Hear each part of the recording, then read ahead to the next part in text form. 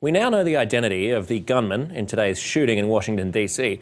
Police say 34-year-old Aaron Alexis of Fort Worth, Texas, was the shooter. He was also one of the casualties of today's rampage. The death toll is now at 13. Here to give us the latest is HuffPost politics reporter Arthur Delaney. Arthur, thanks for being with us. The last time that I reported on this, it was 12:15 p.m. Eastern, roughly. The DC Chief of Police was saying there were 2 more gunmen on the loose. Now it seems there might be just one. There's been a lot of misinformation today. Do we know what the latest is on who might still be at large?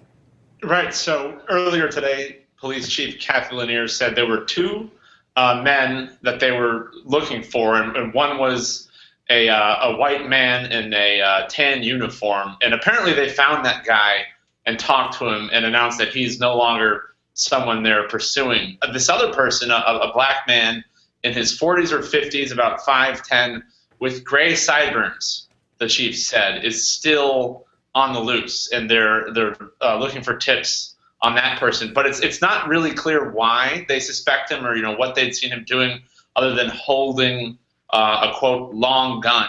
But it's not as if a vast portion of the surrounding area is in lockdown. It still seems to be just the Navy Yard complex itself that's got the lockdown going on. I mean, obviously, the nation's capital has a lot of security at the best of times. I mean, the Senate Sergeant of Arms, Terrence W. Gaynor, he placed the Senate officers on full lockdown after the shooting. Do we know what the status is there and across the rest of the city?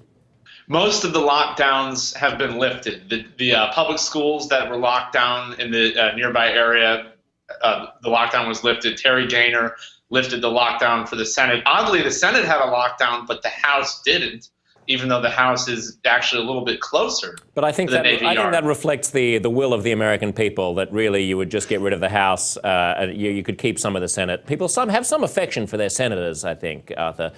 People could probably do away with the House.